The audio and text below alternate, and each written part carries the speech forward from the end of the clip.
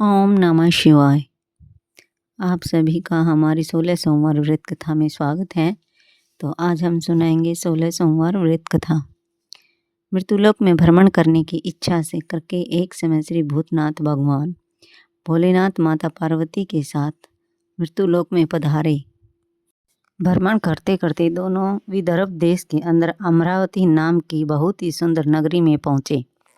अमरावती नगरी स्वर्ग के समान सभी प्रकार के सुखों से परिपूर्ण थी। उसमें वहाँ के महाराज द्वारा बनवाया हुआ बहुत ही सुंदर शिवजी का मंदिर था।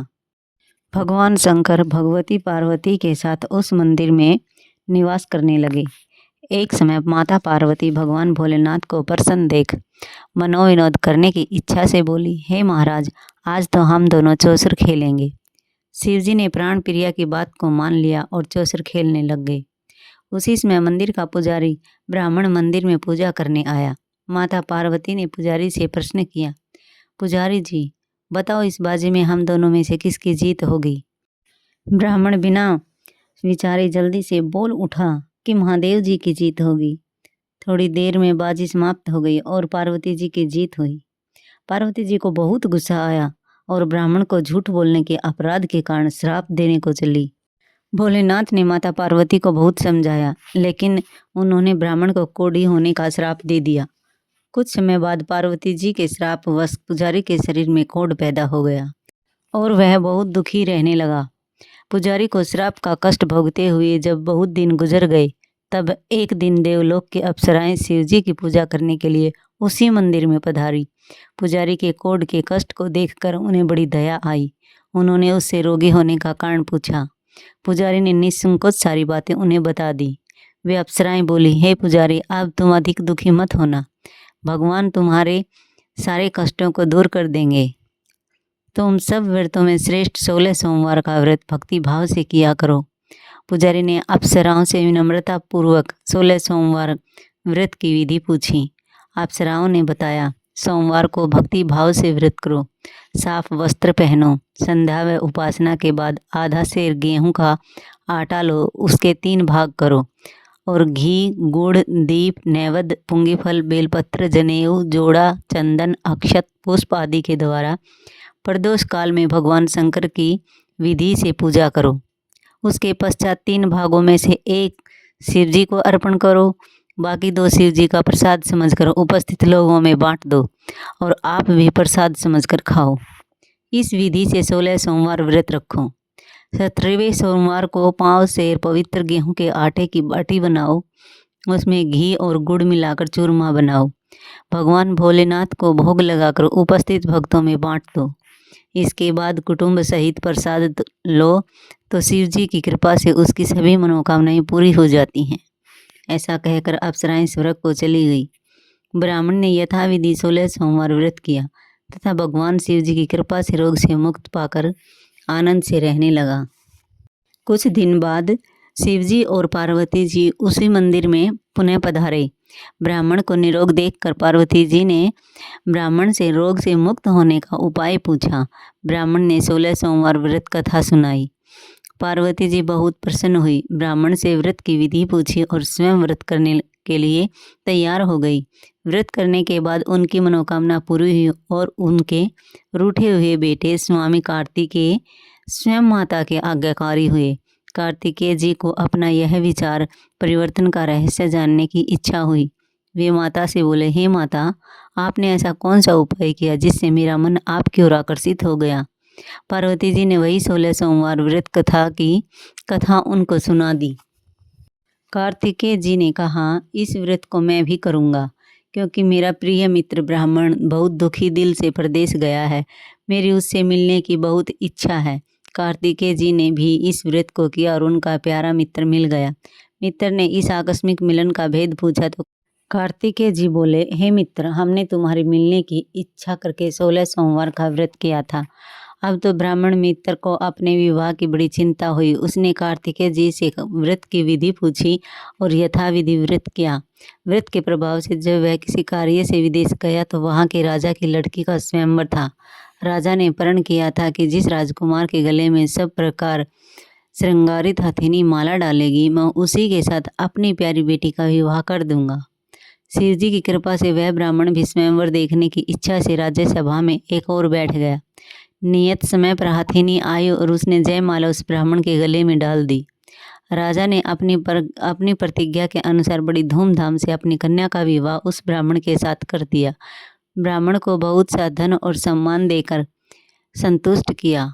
ब्राह्मण सुंदर राजकन्या पाकर सुख से जीवन व्यतीत करने लगा। एक दिन राजकन्या ने अपने पति से प्रश्न किया, हे प्राणनाथ, आपने ऐसा कौन सा बड़ा पुण्य किया था जिसके प्रभाव से हथिनी ने सब राजकुमारों को छोड़कर आपको वर्ण किया। ब्राह्मण बोला, हे प्राण प्रिय, मैंने अपने दोस्त कार्तिकेय जी के कथनानुसार 16 सोमवार का व्रत किया था, जिसके प्रभाव से मुझे तुम जैसी रूपवान पत्नी की प्राप्ति हुई है। इस व्रत की महिमा सुनकर राजकन्या को बड़ी हैरानी हुई। वह भी पुत्र की कामना करके व्रत करने लगी। शिव जी की दया से उसके गर्भ से एक अति सुंदर, सुशील, धर्मात्मा और विद्वान पुत्र उत्पन्न हुआ। माता और पिता उस देव पुत्र को पाकर अधिक प्रसन्न हुए और उसका लालन पालन बड़ी अच्छी प्रकार से करने लगे। जब पुत्र समझदार हुआ तो एक दिन उसने अपनी माता से प्रश्न किया कि हे माँ, तुमने कौन सा व्रत और तप किया है जो मेरे जैसा पुत्र तुम्हारे गर्भ से उत्पन्न हुआ।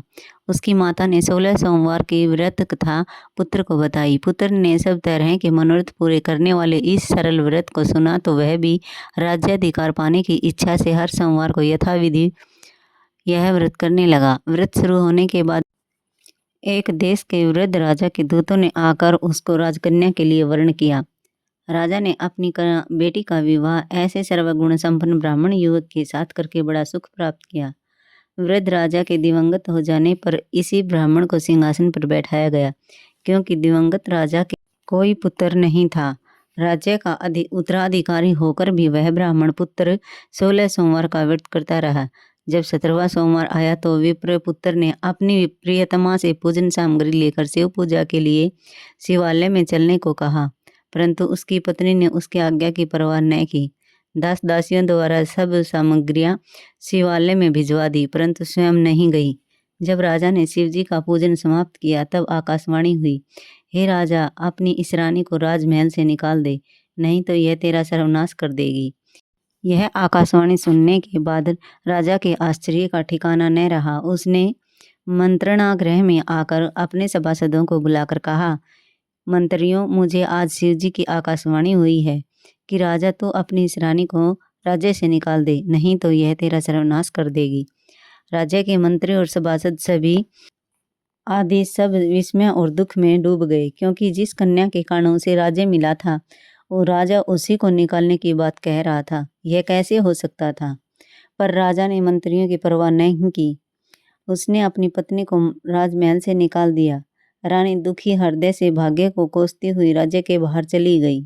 बिना पदत्राण, फटे हुए वस्त्र पहने, भूख से दुखी वहां एक बुढ़िया सूत काट कर बेचती थी। रानी की करुण दशा देखकर बोली, चल तू मेरा सूत बिकवा दे, मैं बूढ़ी हूँ, भाव करना नहीं जानती हूँ। यह बात सुन रानी ने बुढ़िया के सिर से सूत की गठरी उतार कर अपने सिर पर रख ली। थोड़ी देर के बाद आंधी आ गई और बुढ़िया का सूत पोटली सहित उड़ गया। बेचारी बुढ़िया पछताती रह गई। उसने रानी को अपने से दूर रहने को कहा। इसके बाद रानी एक तेली के घर गई तो शिवजी के प्रकोप के कारण तेली के सभी मटके उसी क्षण चटक गए। तेली ने भी रानी को अपने घर से निकाल दिया। बहुत से दुख उठाती रानी एक दिन नदी के किनारे गई तो नदी का सारा जल सूख गया। उसके पश्चात रानी एक जंगल में गई। वहां सरोवर में पानी पीने गई तो उसके हाथ का स्पर्श होते ही सरोवर का नील कमल के समान जल असंख्य कीड़ों से गंदा हो गया। रानी ने भाग्य पर दोषारोपण करते हुए उस जल को पीकर पेड़ की शीतल छाया में विश्राम करना चाहा, परंतु वह जिस पेड़ के नीचे जाती उस पेड़ के पत्ते तुरंत ही टूटकर गिर जाते। वन सरोवर जल की ऐसी दशा देखकर गौ चराते ग्वालों ने अपने गोसाई जी से, जो उस जंगल में स्थित मंदिर में पुजारी था, यह बात बताई। गोसाई जी के आदेशानुसार ग्वाले रानी को पकड़कर गोसाई जी के पास लाए। रानी की मुख कांति और शरीर शोभा को देख गोसाई जी जान गए कि यह अवश्य ही कोई विधि की गति की मारी कुलीन स्त्री है। गोसाई जी ने रानी से कहा, पुत्री, मैं तुमको अपनी पुत्री के समान रखूंगा, तुम मेरे आश्रम में आकर रहो। मैं तुम्हें किसी प्रकार का दुख नहीं होने दूंगा। गुसाई जी के वचन सुनकर रानी को धीरज हुआ। वह आश्रम में रहने लगी। रानी जो भोजन बनाती उसमें कीड़े पड़ जाते, जल भरकर लाती उसमें भी कीड़े पड़ जाते। रानी की यह दशा देख गुसाई जी बड़े दुखी हुए और रानी से बोले, हे पुत्री, तुम्हारे ऊपर कौन से देवता का प्रकोप है जिससे तुम्हारी ऐसी हालत हुई है। गुसाई जी की बात सुनकर रानी ने शिवजी महाराज के पूजन का बहिष्कार करने की बात बताई तो पुजारी जी शिवजी महाराज की अनेक प्रकार से स्तुति करते हुए रानी से बोले कि हे पुत्री, तुम सब मनोरथ पूर्ण करने वाले 16 सोमवार व्रत को करो, उसके प्रभाव से इस कष्ट से मुक्त हो सकोगी। गुसाई जी की बात मानकर रानी ने 16 सोमवार व्रत किए। 17वें सोमवार को विधि विधान सहित पूजन किया। उस पूजा के प्रभाव से राजा के हृदय में विचार आया कि रानी को गए बहुत समय बीत गया, न जाने कहाँ कहाँ भटकती होगी, उसे ढूंढना चाहिए। यह सोचकर रानी को तलाश करने के लिए राजा ने चारों दिशाओं में दूत भेजे। वे दूत रानी को तलाश करते हुए गुसाई जी के आश्रम में पहुंचे। वहां रानी को पाकर गुसाई जी से रानी को अपने साथ ले जाने का आग्रह करने लगे, परंतु गुसाई जी ने मना कर दिया। दूत चुपचाप वापस लौट गए और राजा को रानी का पता बतलाया। रानी का पता पाकर राजा गुसाई जी के आश्रम में गए और गुसाई जी से कहा, महाराज, जो देवी आपके आश्रम में रहती है वह मेरी पत्नी है। शिव जी के प्रकोप के कारण मैंने उसको त्याग दिया था। अब मैं भोलेनाथ की कृपा से उसे लेने आया हूँ।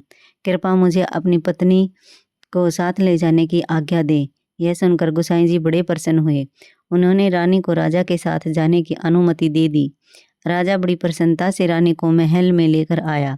सारे राज्य में उत्सव मनाया गया और चारों तरफ प्रसन्नता की लहर दौड़ गई। सारी प्रजा ने अपनी रानी के आने पर खुशियां मनाई। राजा और रानी फिर नियम पूर्वक 16 सोमवार के व्रत का पालन करते हुए बहुत समय तक आनंद पूर्वक भूलोक पर निवास करते रहे। अंत समय में दोनों को मोक्ष की प्राप्ति हुई। इस प्रकार जो मनुष्य 16 सोमवार के व्रत को श्रद्धा पूर्वक करता है उसकी सभी मनोकामनाएं पूर्ण होती हैं। भगवान शिव जी की कृपा से उसे मोक्ष की प्राप्ति होती है। तो प्रेम से बोलिए, भगवान भोलेनाथ की जय।